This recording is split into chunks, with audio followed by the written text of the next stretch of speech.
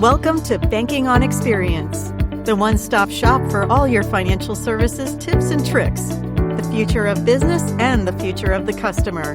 Here is your host from CRM Next. Welcome to another episode of Banking on Experience. Today, we're fortunate to have two guests for the price of one, two marketing minds to share their experiences. First, we have Amanda Grolemund, who is the Chief Marketing and Retail Officer at Central Williamette Credit Union in Albany, Oregon. Welcome, Amanda. Thank you. Amanda joined Team Central Williamette 4 years ago, arriving from a decade working in credit union marketing in her home state of Pennsylvania. She holds bachelor degrees in business marketing and political science from Penn State. Go Penn State, my husband's an alumni, and sits on the boards of the Center Against Rape and Domestic Violence and the Rotary Club of Greater Corvallis. I understand, Amanda, that you've been making the most of the quarantine alongside your partner and three daughters, aged 10, 7, and 6. And you've been spending a bit of time catching up on reading and trying to improve your Frisbee skills. I'm not sure how you do that indoors, maybe out in the backyard. But we're lucky to be in a quiet neighborhood, so we can go out in the street and toss a Frisbee back and forth, which is nice. That is wonderful. And then we also have the pleasure of having Jeff Cain with us today. Welcome, Jeff. Thank you. Jeff Cain is the Vice President of Marketing for Rio Grande Credit Union. Jeff is a lifelong marketing professional and credit union enthusiast. We've been in the financial services industry in Albuquerque, New Mexico for over 25 years. We've served in leadership roles in credit unions since 1998. And Jeff is an Albuquerque native and earned his bachelor's degree in business administration from New Mexico State University. I understand when you're not in lockdown that you very much enjoy playing golf and spending time with family and friends, and also serve on the board of directors at the Albuquerque Education Board. So it's a pleasure to have you both with us today. Our pleasure. So our first question is, how have your respective credit unions been impacted by COVID-19? How are you coping? Do you have distributed workforce? So let's start with Amanda on that one. Well, thank you so much. I feel very grateful to work for an organization that got significantly ahead of this. I can think back to even early February, we were having weekly meetings just talking about what was going on at the executive level, what could we expect. So this is my third week, the end of my third week, as well as anyone who is considered back office at the credit unions. Third week working remotely. So our IT team was extremely nimble and got as many people as possible up and running to be able to work completely remotely. So all of our underwriting, accounting, a lot of our human resources, all of our marketing, member experience, really anybody who isn't directly member facing is working remotely right now to support our efforts. So I'm extremely grateful for how hard everyone worked under a lot of stress and some really short timelines to get those types of things working. In addition, we also redeployed some contact center staff to be able to work remotely using some technology called Jabber. So we installed a lot of new software, hardware, did our due diligence extremely quickly, and really got people where they needed to be. So even people who were subject to potential quarantine or isolation because they feared exposure were able to continue working for our members and for our team during this time, which has just been amazing. Another thing that we did super quickly to respond to the epidemic is we instituted a platform called L-Trippy for text messaging with members. It's something that had been on our project plan for some time. However, didn't seem like as big of a priority until we were unable to communicate necessarily with members in the ways that we're used to. So in a matter of 3 days, we were able to work with that vendor partner and get that platform up and running. There's nothing like necessity to speed up the timeline of a project. Exactly. That's impressive. And Jeff, what about for you? Absolutely. It almost mirrors that. It came really fast for us.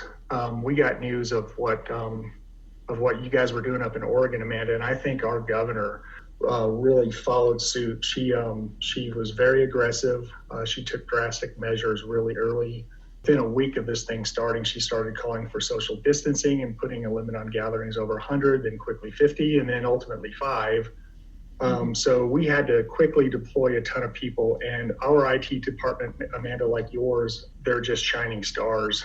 They've been fantastic. A lot of us already had laptops and we could work remotely, but Rick and the IT team just deployed a number of laptops to a number of people to get us out of the offices and get us working remotely.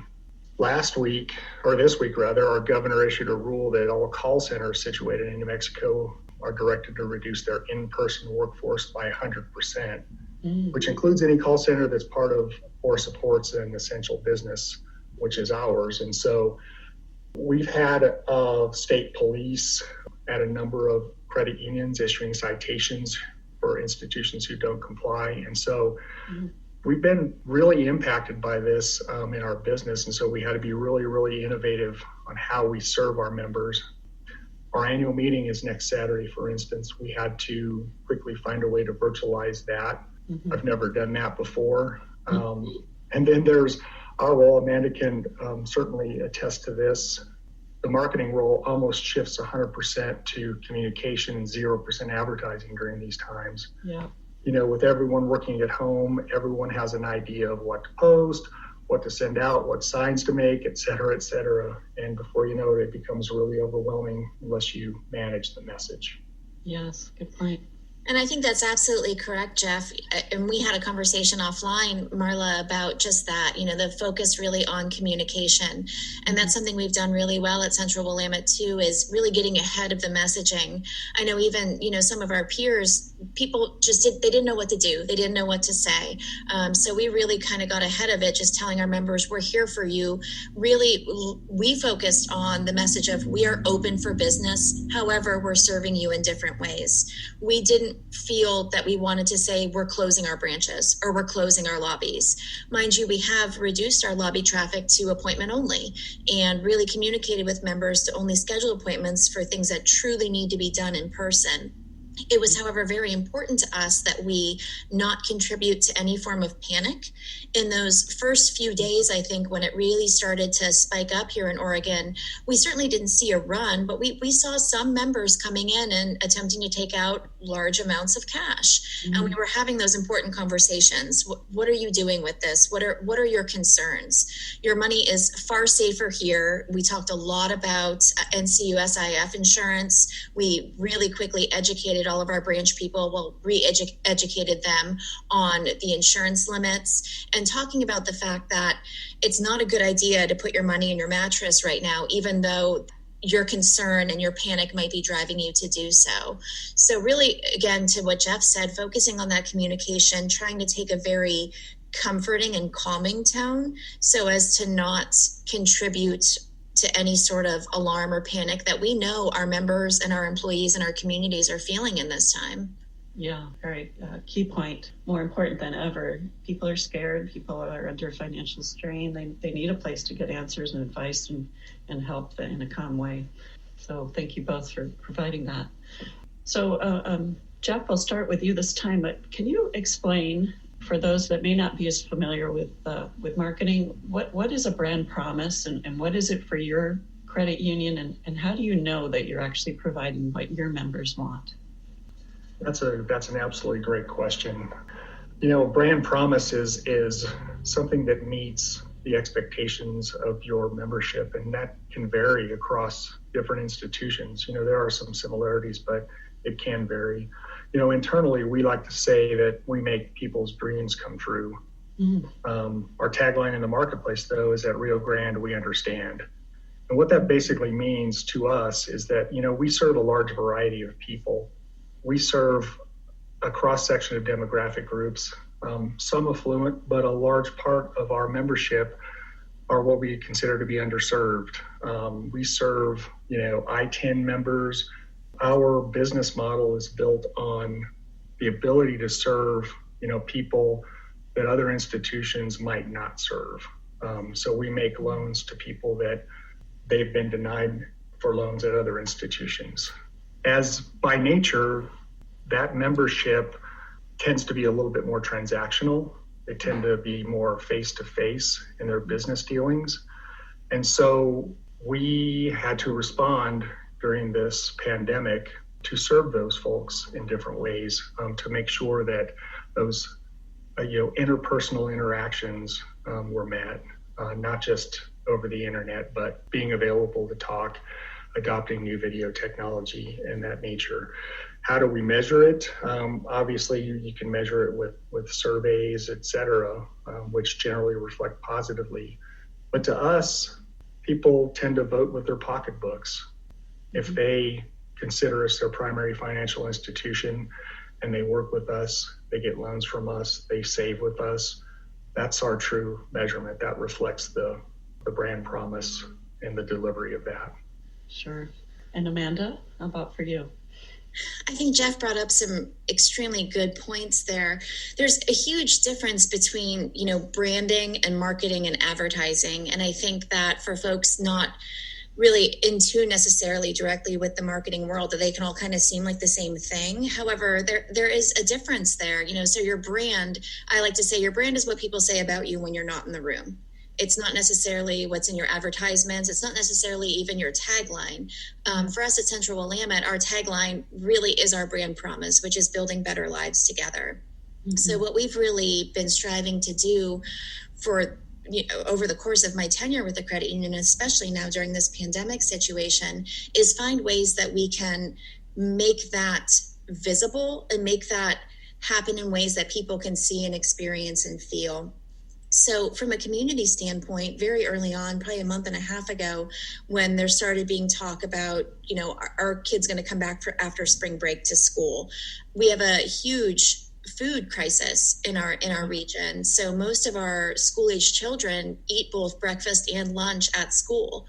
Right. So we very early on began matching donations to a local food bank, which is called Fish of Albany, so that they could provide meal kits to the homes of children who weren't going to be getting those meals through their schooling system for who knows how long. We also did a matching donation to the United Way here locally to, again, help with those types of things. So really trying to find out, how we can build better lives, because there's the community component.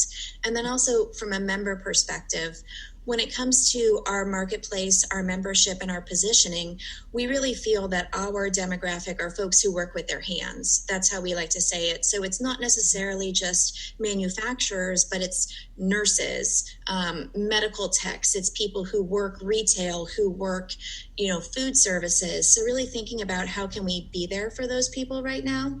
Yeah. And some things that we've done, we've put out emergency loans at 0% for people who have been members. We're looking at no cost skip pays on loans. We're digging into, and it's a bit messy right now for anybody who's going through it, but we're digging into some of the things that the SBA is putting out there to see how we can assist our small business members through this time as well. Because one of the things that we've always said alongside our brand is that our members are folks who are looking for a hand up, not a hand out. So how can we help them, especially during this trying time, achieve that and assist them? We're not nonprofit, we're not for profit. However, how are we really living that, building better lives together, and then ensuring that that's radiating through not only our membership, but then our wider communities? And when it comes to a measurement standpoint, we participate in Net Promoter Score surveys through Member Loyalty Group. Yeah. We also do branch mystery shops through Member XP. I really like what Jeff said, though, that, sometimes the scores can even be considered a vanity metric. Like, look how great we're doing on mystery shops. Look how great our NPS scores are. With us, though, at Central Willamette, we dig into the comments, because even the folks who we're getting really high scores from, even our most loyal members have things to say about how we can be doing better. So we have a member experience manager who is spending a significant amount of her time right now digging into all those comments that we're getting back, both through digital surveys as well as some of the shops that are still going on, and then proactively reaching out to members and asking questions. What could we have done better? Tell me a little bit more about your situation. So finding new ways to continue that interaction and that transaction beyond just the basic, and digging into what folks really need and how we can do better. It sounds like you both found some innovative ways to deliver on your brand promise during these trying times, as you said. Certainly, Amanda, you've explained a lot of that. Jeff, do you have anything else to add on that point and innovative ways you found to deliver? Absolutely. Some of the ways aren't so innovative. We're actually, doing things like closing loans in our drive-through. We're doing things through our drive-through that, you typically don't see. We have had a product called Text Concierge for a number of years, which has really, really been handy during this pandemic. Folks can do transactions through, text messaging basically. And then our CEO got an unsolicited email from a company called Pop.io very early on, who offered to quickly get us up and running with video banking, which we took advantage of. And they've been really wonderful to work with. The technology was up and running in a couple of days, but it took us a couple of weeks to actually train our employees on how to use it. The technology's really slick. You can close loans, you can pass documents back and forth. It works like a DocuSign. So everything's, pretty binding there. We can open loans, we can open new accounts, we can wire funds, we can do all kinds of things through the video technology. And that's been one of the innovative things that we've done during this situation to serve our members who like that face-to-face interaction. We started out with the desktop version. We're going to quickly roll into the mobile version as well to serve our entire membership, but it's been great. And now we'll likely extend our drive-through hours just because of the nature of our membership. They like to come to the facilities. They don't mind waiting in line at the drive-through because they want to do it face-to-face. Excellent.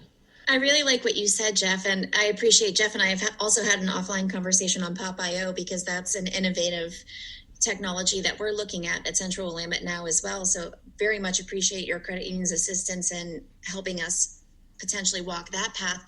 But going back to what you said about some of the things aren't all that innovative. And I really like that because I think especially right now, some of it is really just getting back to basics. Asking people if they're okay, asking those simple questions, really coming back to the core credit union philosophy of people helping people, not only for our members, but for one another. We're having a lot of open forums at Central Willamette among small teams. What are you thinking? What are you feeling? What challenges are your family facing right now? We started doing mini kind of needs lists. So if one person's going out to the grocery store and happens to find toilet paper or rice, and there's another person who couldn't get out that week who needs it, how can we find a way to share those things? So as much as it's important to focus on those new innovative technologies to serve our members, it's also important, I think, especially now, to come back to our core values and the truly simple, heartfelt, how are we helping and what more can we do? Thank you for sharing that. I'm wondering if you can both tell us about a marketing campaign or a promotion that you're most proud of, and we'll start with Amanda. Last year, Central Willamette signed on with Albany Parks and Recreation, which is we're in 4 counties here in Oregon. However, our kind of home base is here in Albany, Oregon. And we signed on with the Parks and Rec to do their Northwest Arts and Air Festival. So this is a free and open to the public hot air balloon festival that has happened for decades, I believe. And they had lost their primary sponsor several years back, I want to say 3 to 5 years back, and were really struggling with how they could continue to fund this really nice community event that happens in late August every summer. So I felt we were very lucky to be approached with an opportunity to step in and to put the credit union out there as the presenting sponsor. We got a ton of publicity, a ton of fantastic PR, yet also we were able to be there. And what I thought was most impactful, we rented an RV, we set up our tents, and we had people working there. I think it was 8 a.m. to 8 p.m. Thursday through Sunday, just talking with the folks who were coming in, just asking, hey, do you have an account at Central Willamette? And if not, here's how you can do that. We opened, I want to say close to 100 accounts just over the course of the event because we really deployed some proactive ways to be able to open accounts quickly with a short form. But really just being there and supporting the community in a way that was so important to our area it felt good. And I think that some of the biggest things we do from a marketing and communication standpoint aren't necessarily, the ads or the promos, but more of those types of events and interacting with the community that really make an impact. Yeah, that's a great example of the vital role that credit unions play in the community. And Jeff, how about you? Do you have a campaign that you're proud of that you'd like to tell us about? Amanda, you hit the nail right on the head. It feels really, really good to have a great television campaign or a radio campaign or press go on a, great direct mail campaign that produces a bunch of results. But really in the end, being in a credit union, it really does come down to community. And so one of the things that I am most proud of is some internal campaigns that we have going on with our employees. One is called 4 for Free. And how it basically works is that if our employee has a cause that's near and dear to them, a community partnership, a neighborhood group, something of that nature, if they can get 4 co-workers to join in their effort to go serve food at the Ronald McDonald House or something like that, we'll pay the cost of that. They can volunteer. We'll provide T-shirts for them to wear and take a picture that we can use on social media. But if they do 4 of these, then they get a day off. And this is throughout the year. And so it really encourages active participation from our employees out in the community. And we were looking for some ways to continue that effort during this, what I call lockdown. And so my team came up with what I thought was a great idea. They transitioned the 4 for Free into what they call 4 Good, the number 4 Good.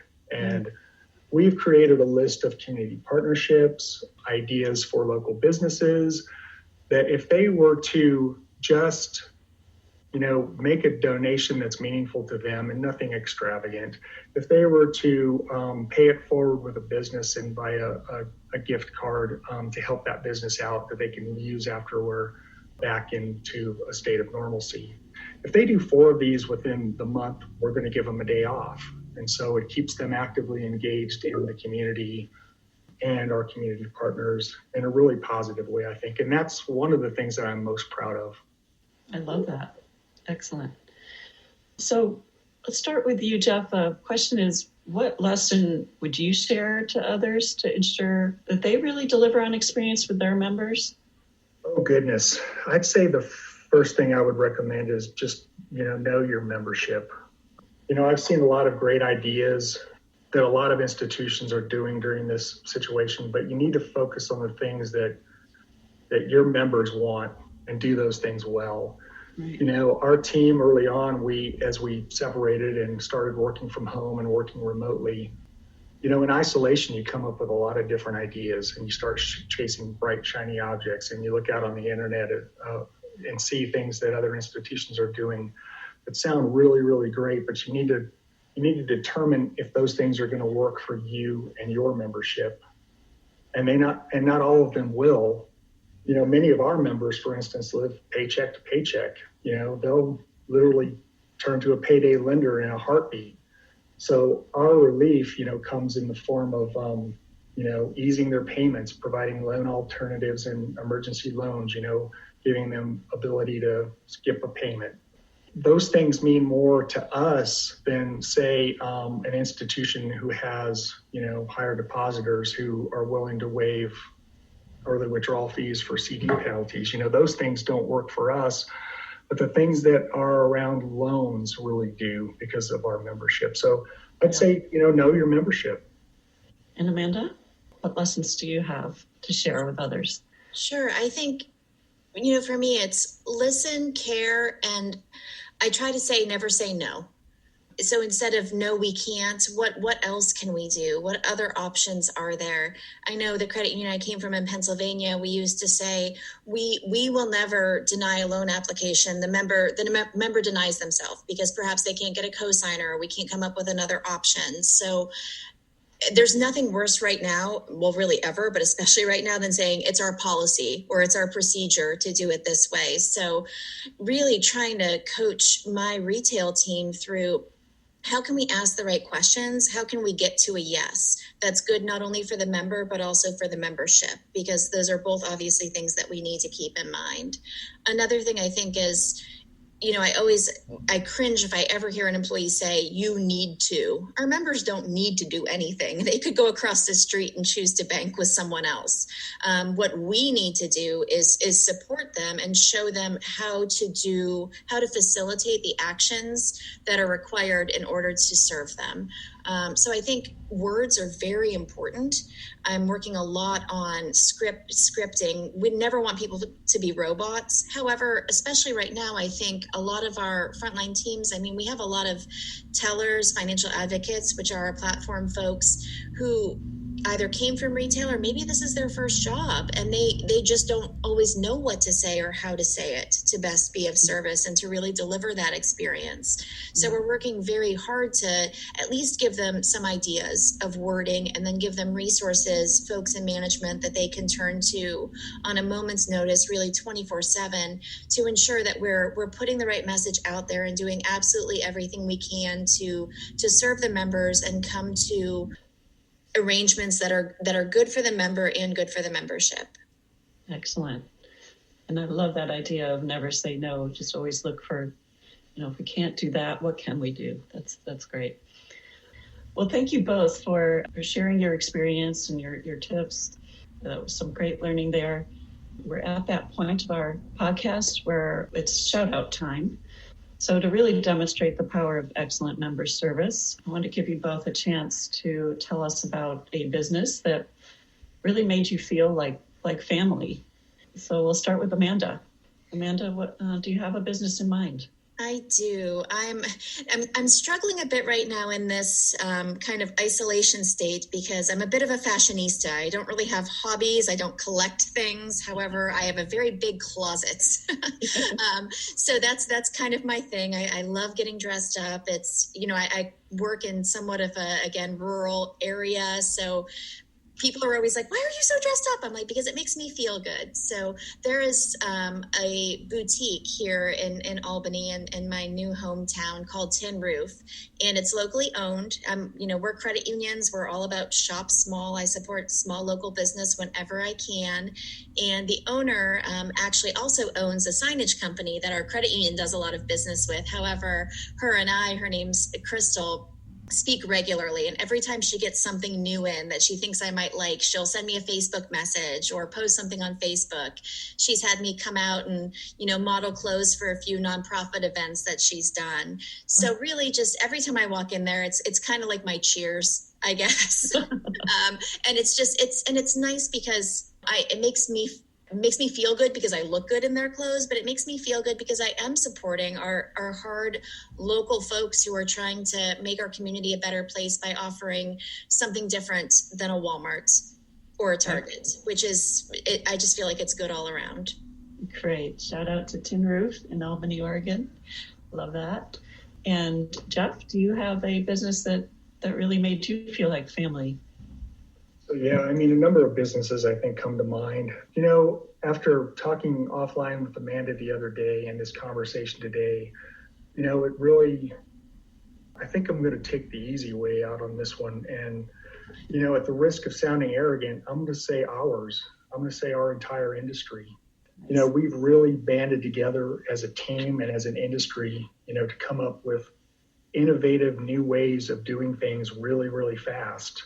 Mm-hmm. Take our online annual meeting coming up, I mentioned earlier.